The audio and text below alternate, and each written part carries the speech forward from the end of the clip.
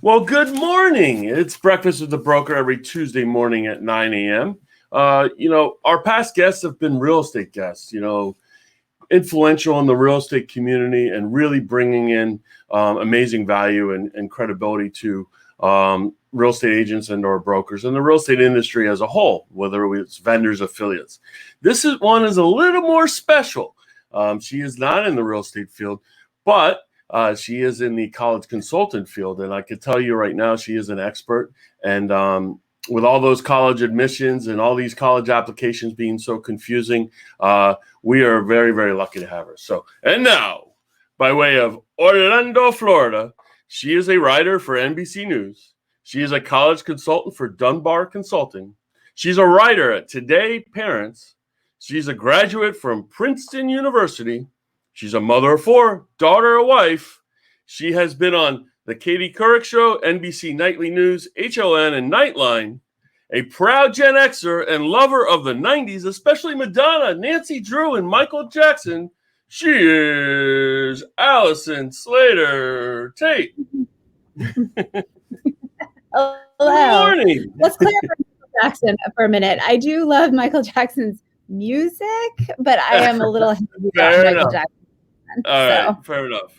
Yeah. When I refer to Michael Jackson, I meant Michael Jackson's music, but I probably should have definitely clarified it. Yeah, definitely my first concert when I was like 8, but I just want to make sure that we're all clear on that one.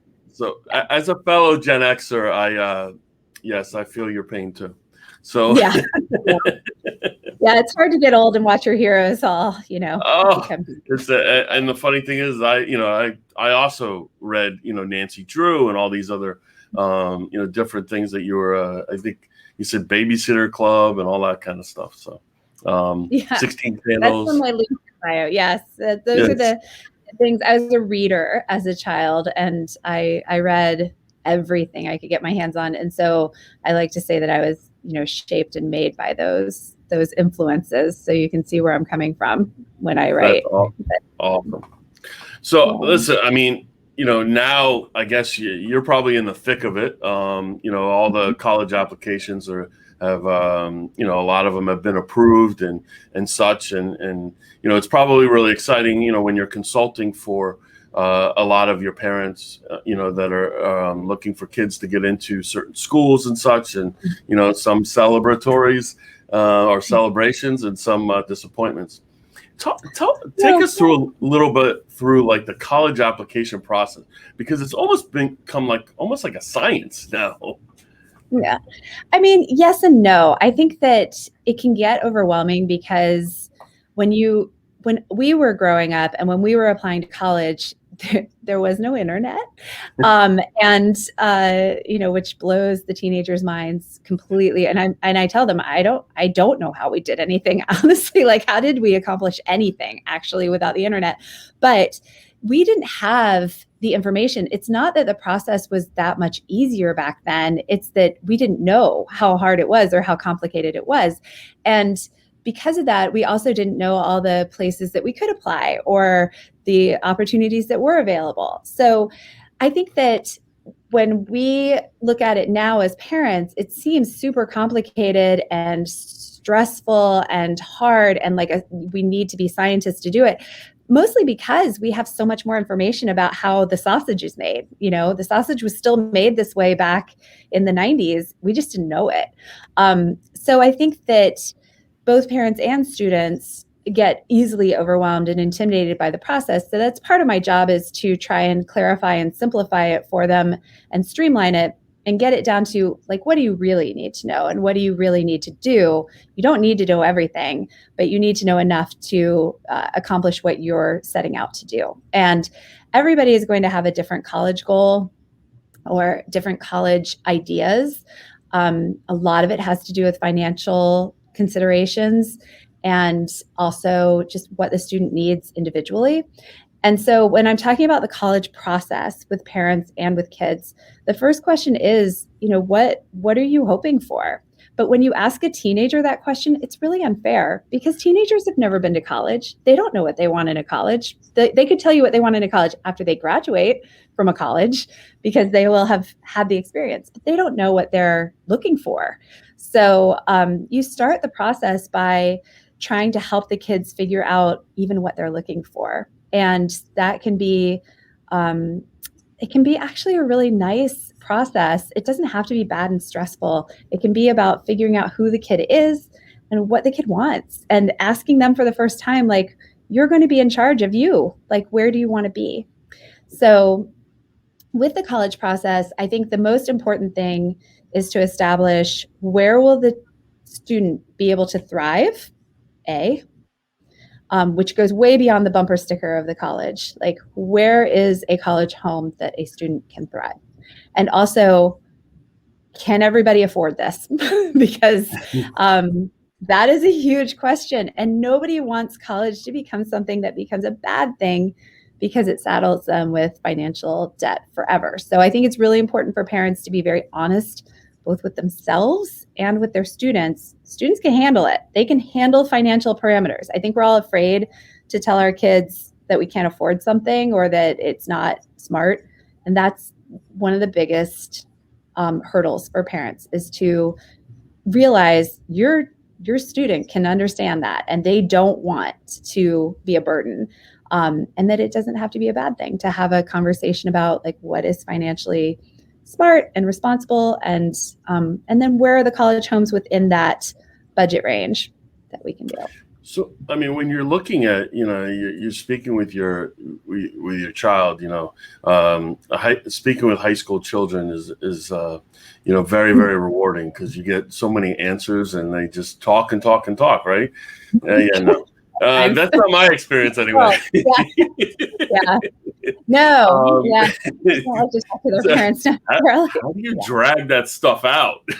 How do you, we all, obviously we see our kids in different lights than maybe someone else does. Our kid's the smartest, our kid's the most beautiful, our kid, we have to be realistic as far as, college choices and such. What do you do when you're sitting down with a child who, maybe you have the really excellent student doing amazing things, but then you have the very, very average student, the BC student that, is looking at their future, still wants to go to college. What are their options? BC students have tons of options. It's not necessarily, I try to tell the kids, we've had some kind of perception that you have to be a straight A student to get into college. It's not hard to get into college. More than 80% of American colleges and universities, and there's more than 3,000 of them, take more than half their applicants. So you can get into college. And in my own family, I have 4 kids. I have very different learners, very different students, kids with very different goals. So this is something that I've had to talk to my own kids about. And it's not about, oh, you're a better or more worthy person if you go to a top 20 school. It's about finding the place where you are going to be supported and that you can learn. The B and C students have tons of options. What it comes down to is which options can and do you want to afford. Our smaller private liberal arts colleges are sometimes more flexible with, grades and scores. A lot of them are test optional, especially right now. And so you can have some good choices if you've taken at least challenging classes in high school. You want your students to be as challenged as possible and hopefully do as well as they can in the classes. That doesn't mean that they're always going to have A's. Sometimes they're going to have B's and C's. They still have options. But the whole goal, especially as parents, is to not start off by saying, like, you have to watch your language, even from the time they're in middle school or elementary school. If all you talk about are, Ivy League schools, or even in our state, the University of Florida, if you're talking about Florida all the time or the University of Miami all the time, your child is going to absorb the message that the only acceptable places to go to college are places like Florida or FSU or UCF or Miami. You need to remind them, like, every college has gifts and strengths and wonderful programs. It really is about the program and not about the school in general. I I will use this example because it's something I know well. I went to Princeton. I'm very involved as an alum. And I was talking to the senior class officers at Princeton earlier this year. And one of them said, if I had to do it all over again, I wouldn't have chosen Princeton. And I was, what? Like, why not? Of course, I think Princeton is amazing, but also, I think in general, it has a pretty good reputation. And she said, I want to be a clinical psychologist. And the psychology department at Princeton is not focused on clinical psychology. It is an academic, research-oriented psychology department. It would have been better to go to a different school that was more focused on clinical psychology for me. Like just she said, for me, for my goals, it would have been better, which is very valid and a really good example of you should go to the program that's going to support you and not just the name. Like you want to make sure that the college that you're going to has both the programs and that the program itself has the professors and the philosophy that is going to support your goals, because it's not doing her much good to have a degree in psychology from a school that doesn't have a focus in clinical psychology. So how do you find out information on these programs? Because, you're speaking to your high school student who, thinks she wants to do this or thinks he wants to do this and says, I want to be in engineering, or I want to be in, special ed, or I want to be speech pathologist, whatever it may be. How are you finding out the information of these programs? Are you kind of interviewing these colleges as well as a high school student or parent? Absolutely. I mean, especially you understand as a realtor, like you're a consumer when you're looking at colleges. I try to get the kids to understand they're not like waiting in a massive pool of people waiting to be plucked, and anointed as the new college student. Like they are consumers. They need to approach this as the largest purchase that they might ever make, or at least until they buy their first house, right? So they need to, really look at this from a consumer point of view. And I also think that makes the whole process a lot easier on them too, if they don't feel like they're just helpless and vulnerable, like they have agency in this whole process. So you can research by visiting campuses. And now the University of Florida is reopening for tours on May 26th. FSU has reopened for tours. UCF was already giving tours, I believe. FAU is giving tours, FGCU, like we're open for business.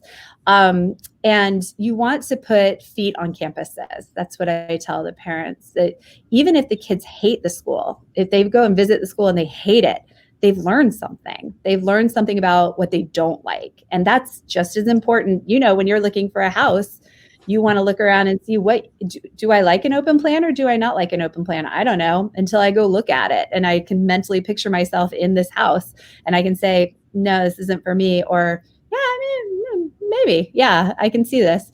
So students need to do the same thing with colleges. So first of all, you need to have the environment. I mean, some kids really want to be close to the beach. Some kids want to get out of the state of Florida. Some kids want to be in a city, like they'd rather be in Orlando than they would be at UWF in the Panhandle.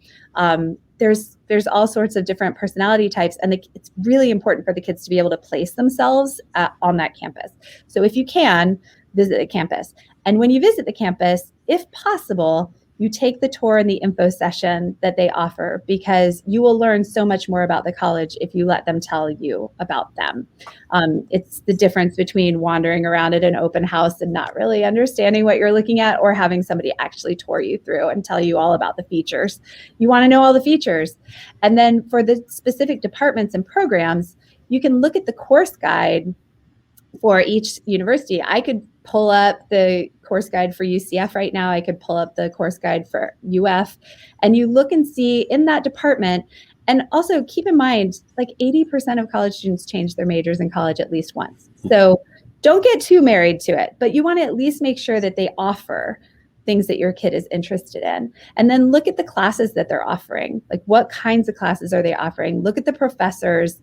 Go on Rate My Professor and kind of see how they, what the kids say about them, and see what research they're doing. Because the research that those professors are doing, the faculty is what makes up the department, and the department is what the philosophy for the program is going to be. So you really can do that kind of research. You can also ask the universities when you're touring or when you're visiting, you can say, is there a way that I can get contact information for an advisor in this department to talk to them about, what they offer or what the philosophy of the department is.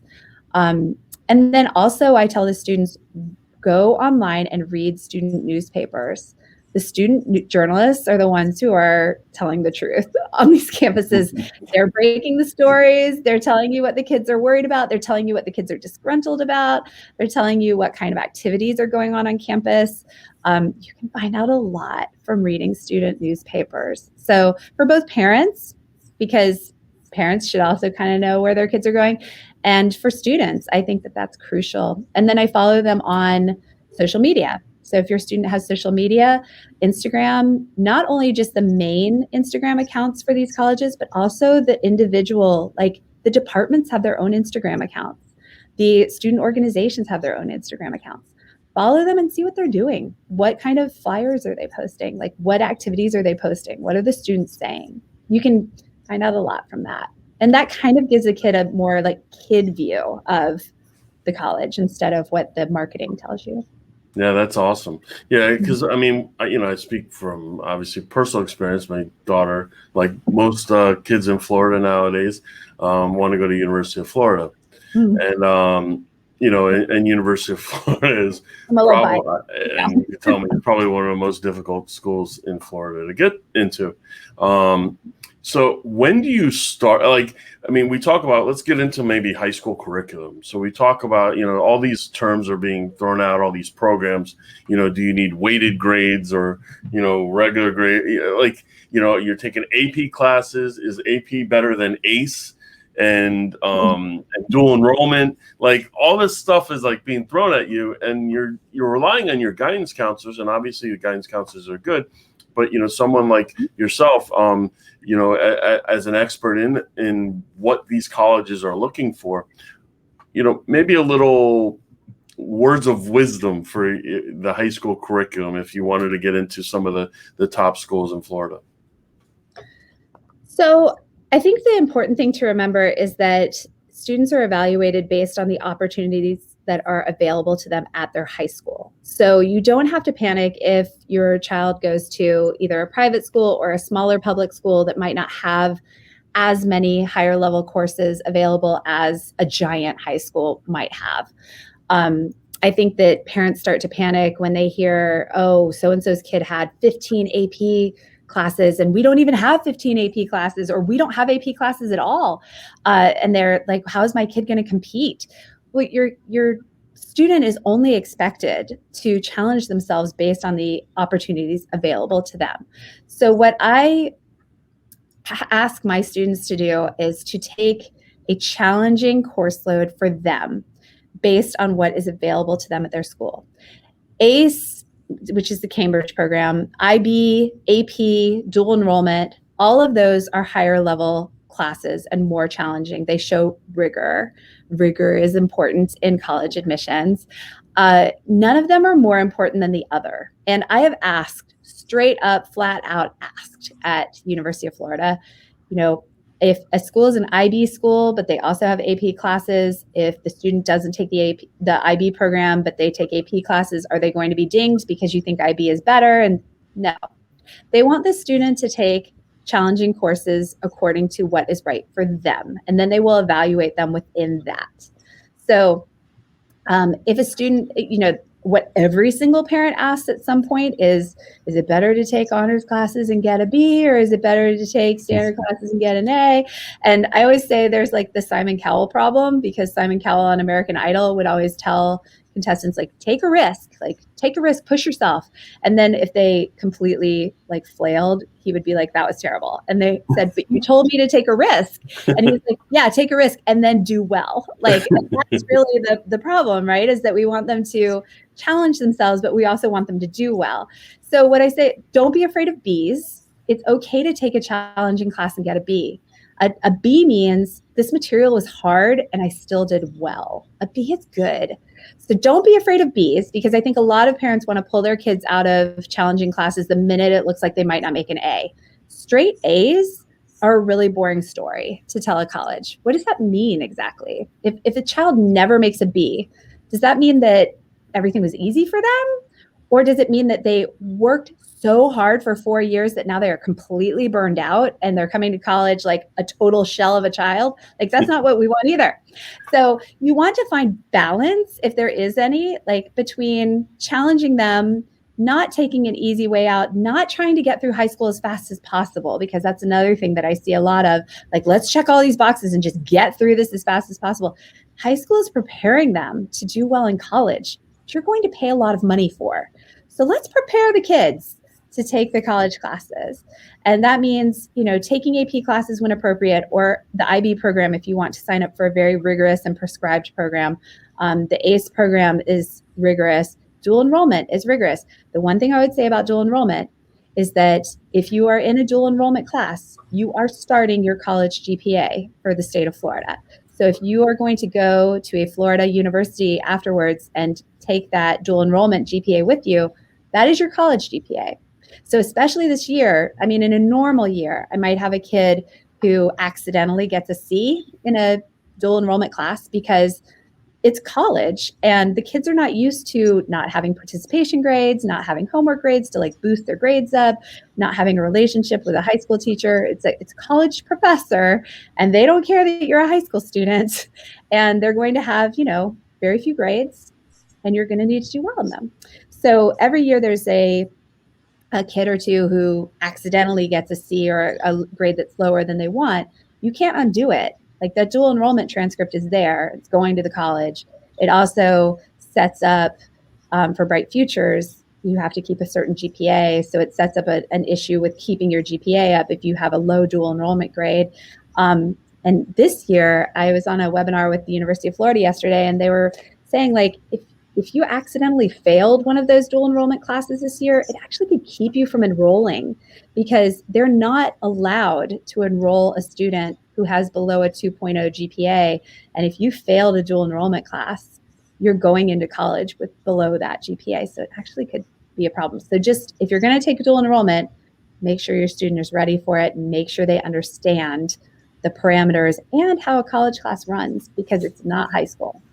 So it's funny because when I speak to a lot of parents that have put their kids through dual enrollment, they actually say it was easier than the AP courses or some of the courses. And so you look at it and go, well, like, what am I supposed to do? Like, because the AP is weighted, I guess, as a 6.0, the ACE is at 5.0, the dual enrollment is whatever. Do you get college credits on ACE and AP and dual enrollment? And dual enrollment just starts your college GPA? Right. Yeah, the other classes don't start your college GPA, but you can get credit. And I know that they're weighted differently according to different high schools, but here's the thing. When it comes to college admissions, they're all weighted the same. So dual enrollment, ACE, IB, AP, they're all 1 point bump in recalculated GPAs for UF, for FSU, for Miami, like for any of those schools. They're going to not take your high school GPA at surface value. They're going to recalculate it according to their standards, because here in this, I'm actually in a high school right now. They only have AP here and dual enrollment, and they bump it up 1 point, and you can't have higher than a 5.0 GPA. But my niece went to Steinbrenner High School in Tampa, and her valedictorian had like a 7.0 GPA. Like, you can't compare those things.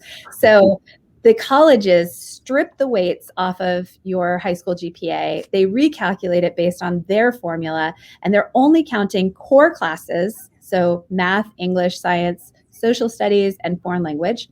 And they're counting AP or IB or ACE electives. They're not counting dual enrollment electives. They will only count dual enrollment core classes. And they have a different GPA than what your student has in their high school. So I would say, the point of course selection is to prepare for college. That's the number one goal. Because we would like our kids to be successful in college, and we want them to learn what they're supposed to learn. And also, one thing that parents get caught up on is they'll say, well, my child's not going to major in a STEM major, so they don't really need higher math, or they don't really need to take physics. they do for college. Like they need to be prepared for college work and things like taking the 3 core sciences in high school, biology, chemistry, and physics.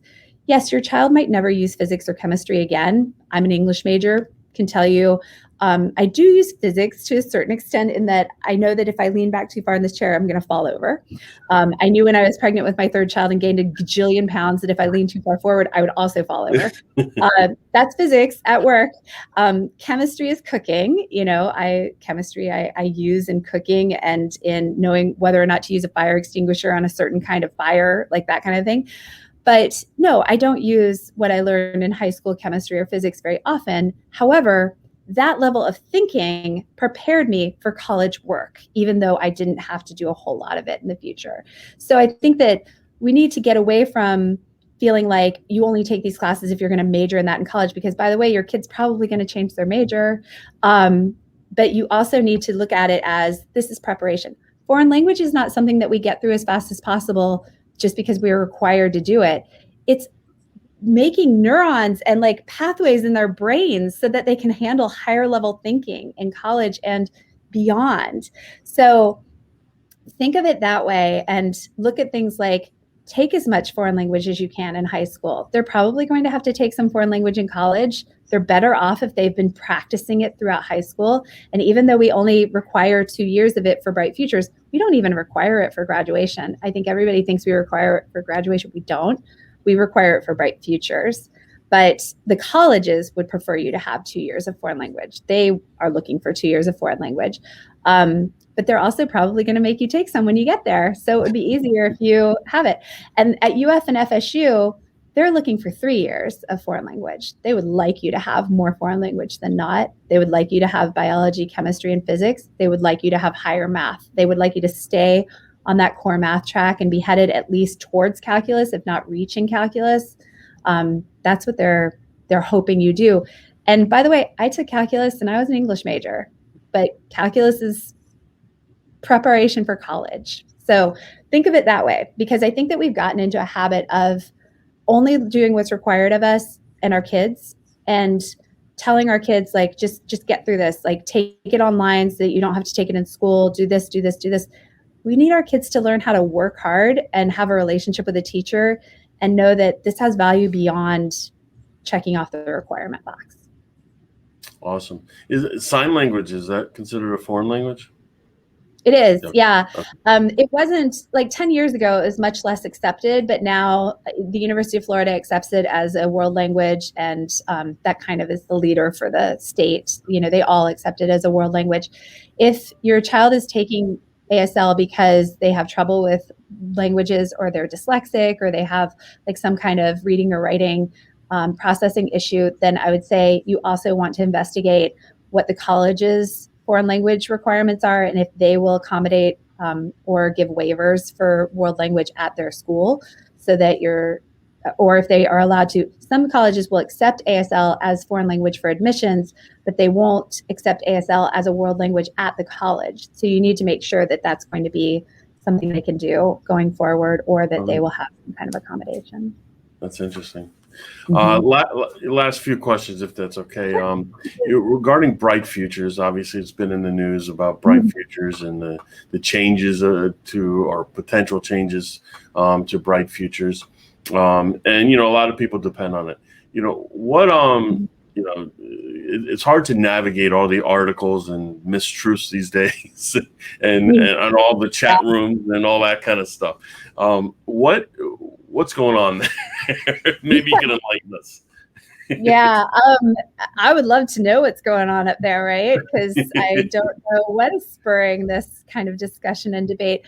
The things that have stood out to me are that the way the laws are written, after they distribute the money for Bright Futures, they're allowed to use any extraneous money for other purposes. So if Bright Futures money is harder to receive and they give out less of it to kids who qualify for it, then they have more money to put in other places. It has to be in education, but I mean, it could go towards vouchers. It could go towards, private, like charter schools. Like, I don't know. I have not heard what their agenda is in terms of changing Bright Futures. I will say there was a lot of confusion about when they raised the SAT threshold, which went into effect this past year. The SAT qualifications went up. That was not them trying to make it harder to qualify. It was that the SAT had been redesigned in 2016.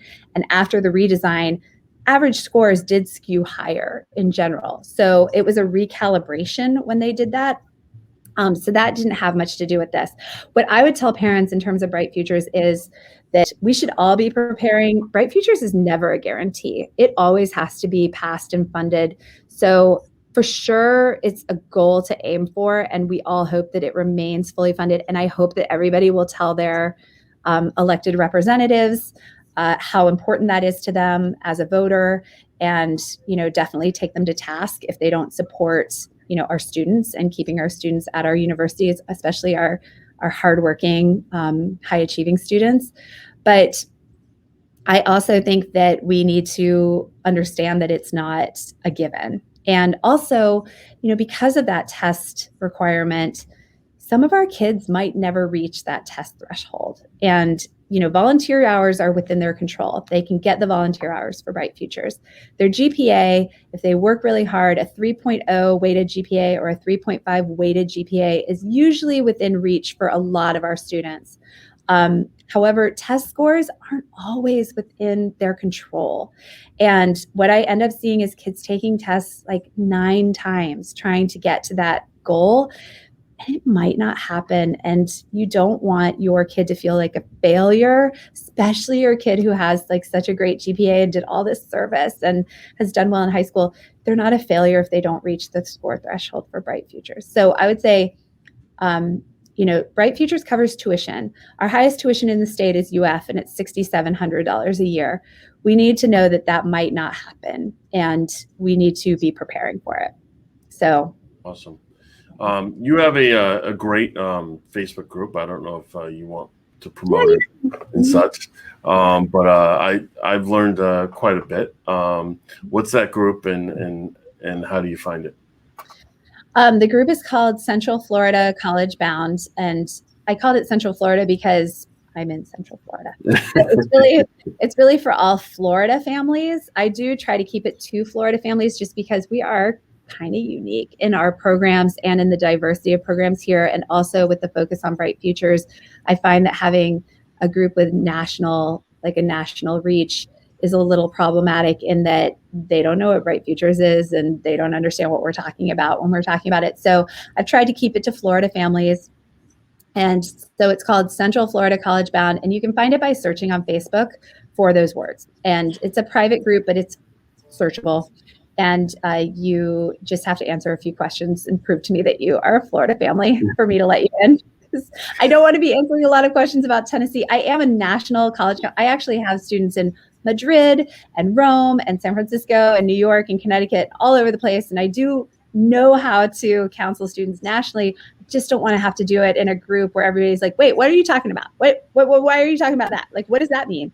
And it's just harder to do it, in a public group. But so for the group, I do talk a lot about Florida schools and the Florida universities and the private colleges and universities, and how our students in Florida can prepare to go to any college in the country or the UK, because I also love the UK. So, and what would you how do you, if they want to inquire on your services, consult services and such, how do they get in contact with you? That's a good question. They try to get in contact with me in all sorts of ways. And it's really hard to keep up with everything, but they can message me through the group.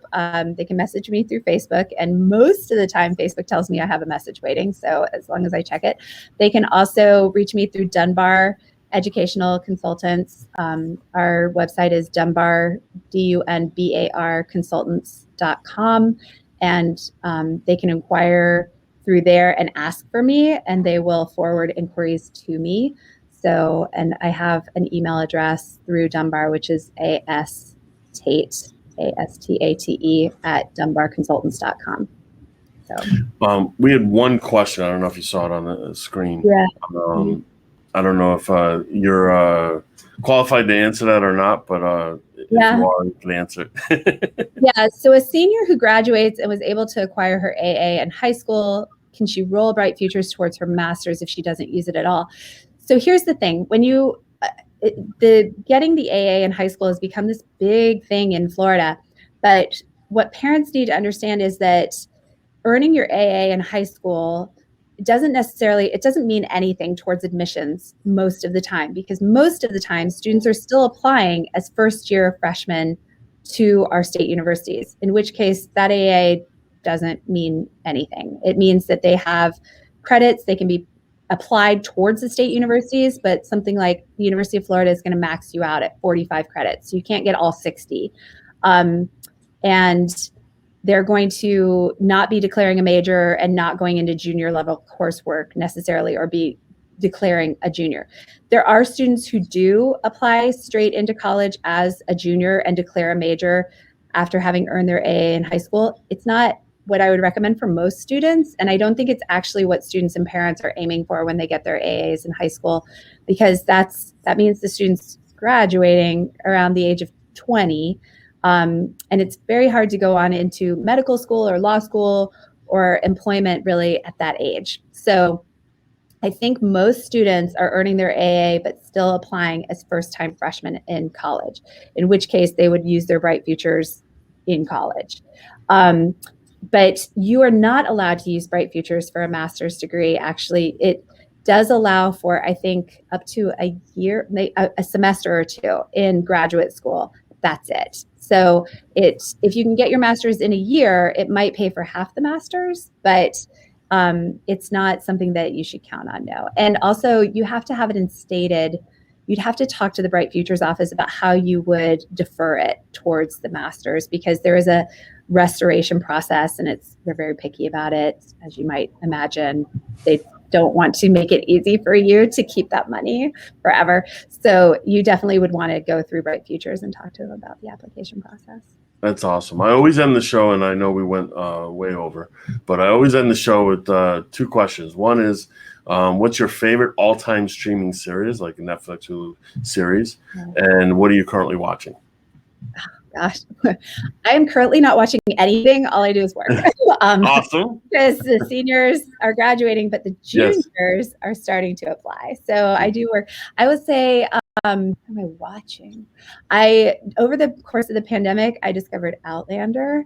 So now I am all in on the Outlander universe. And my all-time favorite streaming show, I mean, it might be Outlander, but I don't know. I used to work in TV and film, so I'm pretty picky about what I'll watch. And I also might have a heart attack if I watch certain things just because I know people. But what am I watching other than that? I'm trying to watch Dairy Girls because I hear it's really funny and I haven't seen it yet. And somebody also told me to watch Love Life. And so I think I'm going to try and watch that. It's got like Anna Kendrick in it, but I honestly, my husband and my kids will tell you, I come home and I do more work after I put the kids to bed. So, but I love it. I love what I do. So I don't mind it. I love working with teenagers. They are my TV show. You might have a screw loose. Just kidding. I'm not saying I don't. I mean, that is definitely possible. My husband and children would also tell you that.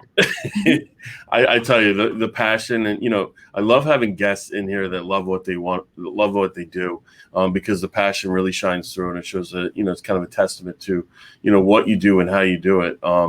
And we certainly appreciate you coming on the show and shedding some really, really good information, good tips, and on college admission processes, bright futures, and all of that. And I can't thank you enough for coming on here. And Sure. I wish you all the success as well, and all your students' success. Yes, they're all successful. Everybody, the whole goal is that nobody's disappointed in April. You have to have options. So that's what the goal is. Yeah. And so all the kids usually apply in as a junior, right? No, as a senior. As a senior, okay. No, but they're starting. Like Got it. Yeah, they're moving up. So over the summer, they'll start working on their applications. Yeah. Awesome. Well, thank you again. Have a wonderful week. And Breakfast with the Broker every Tuesday at 9 a.m. Thanks so much. Okay. Bye, Allison. Thank you. Bye.